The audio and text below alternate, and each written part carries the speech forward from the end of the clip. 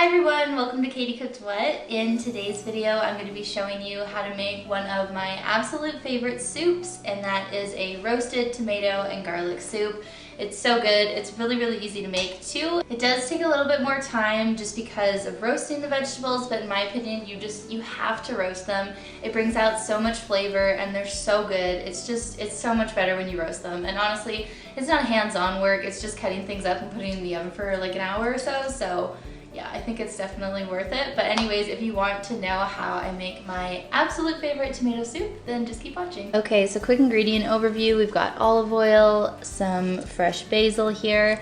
I have lots and lots of tomatoes. I want to make a pretty big batch. A white onion, some garlic cloves, and then some vegetable stock. You can use chicken if you want, but I just like using vegetable. And that's it. I'm sorry for the bad lighting. It's quite late and I need to have all my lights on, so shadows are not great, but yeah. So typically when I make this recipe, I would use about 7 tomatoes around this size, Roma typically, but I have a lot of garden tomatoes, so I'm gonna make it with those. And I'm also trying to make a little bit bigger of a batch, but typically I would do around 7 Roma tomatoes, just the 1 carton of broth, and that will give you around 4 to 5 servings, I would say. So all that I'm doing is just roughly cutting up my tomatoes and then cutting them into quarters or chunks around that size. They don't have to be too small, but don't want them too big either. And as I cut, I'm just tossing them into these glass dishes.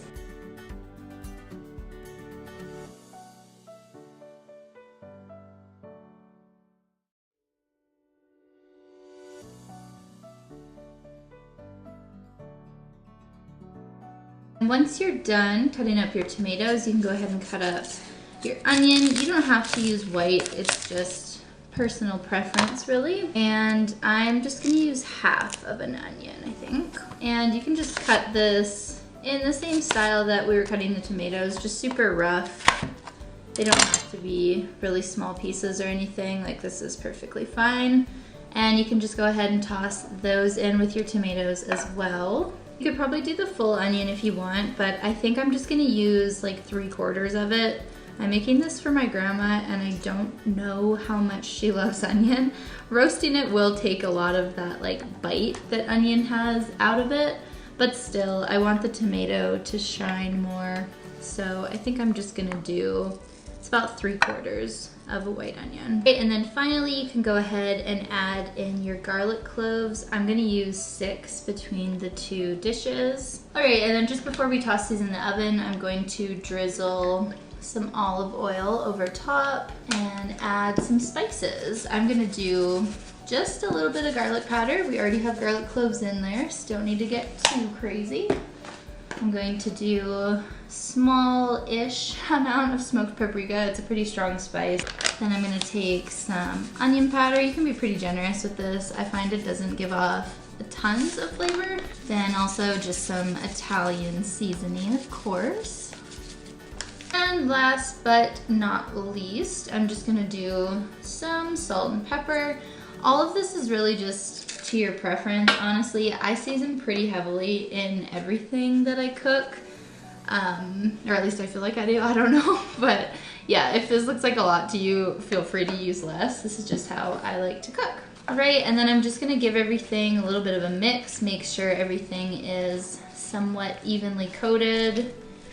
And then you're good to go ahead and pop these in the oven for around 45 minutes. You can go a little bit less if you want, you can go a little bit longer. Really, you're just gonna do it until they start looking a little bit charred and the skin should be wrinkly on the tomatoes. So the veggies are all out of the oven. I left them in there for 45 minutes at 400, like I said, and I think they are perfect. They definitely have some of the kind of charcoal burnt edges on the top veggies and everything, which is what I was looking for. You could leave them in for like an extra 10-15 if you want to, but I just think they're fine here, so I'm gonna stop it. So, oh my god, it smells so good in here. I love making these soups. It always smells so delicious. Honestly, my favorite thing about this soup and any roasted vegetable soup is just how dang easy they are to put together. So after I've roasted all my veggies and everything like that, I'm gonna go ahead and just dump everything right into this pot. I'm gonna add my veggie broth. I'll add a few different spices, and then I'm just gonna blend it up. Side note, if you do not own an immersion blender, don't bother putting things into a pot. Just dump everything into a blender and do it that way. But yeah, you will wanna blend this.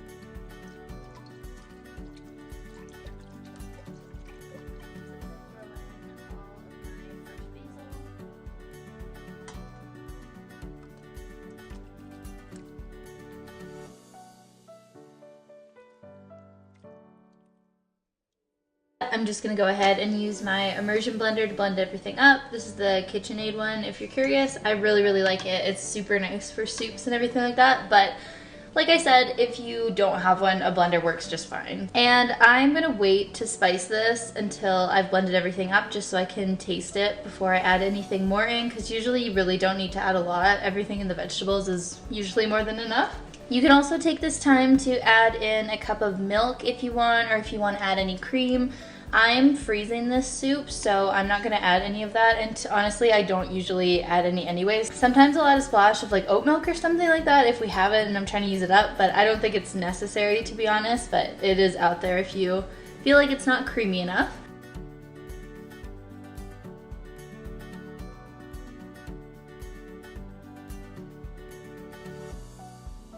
You can go ahead and taste it at this point and see if you want to add any other seasoning. I actually just snuck a taste of it and it is so good. I don't think it needs anything. Maybe a little bit of salt and pepper to taste, but like I said, I'm making this for someone else, so I'm gonna go ahead and let them decide when they're eating it if they want extra salt and pepper, but I think this is phenomenal, super flavorful, so good. Such a good soup recipe, you guys. I really hope you make this one. Alright you guys, so that is it for this video. I hope that you enjoyed it. Like I said, there's really not a lot to this. It probably wasn't a very long video, but I wanted to share it because I love the recipe so much. I think it's so good, so there you have it. A few notes that I wanted to say on this recipe, just like variations, I guess. If you want to throw spinach in it or like roasted red pepper or anything like that, go for it. It's super good. I've tried it, love it. Just this is like the classic one, so I kind of just wanted to make my base recipe, if that makes sense. You can also add tortellini into this and make it a little bit more filling. You can add cream cheese and melt it in. That's one of my favorite additions to do. I really love that one. Parmesan cheese on top, green onions cut out. There's literally so many things. Can you tell I love tomato soup and I eat it all the time? Alright you guys, so that is it for this week's video. I hope that you've enjoyed it. As always, let me know if you try this at home. Let me know if you have like a favorite tomato soup or just soup in general recipe that you love making. I would love to hear it. And yeah, thank you guys so much for watching. Please subscribe, like, comment, all that good stuff if you want to. And I will see you guys in my next video. Bye.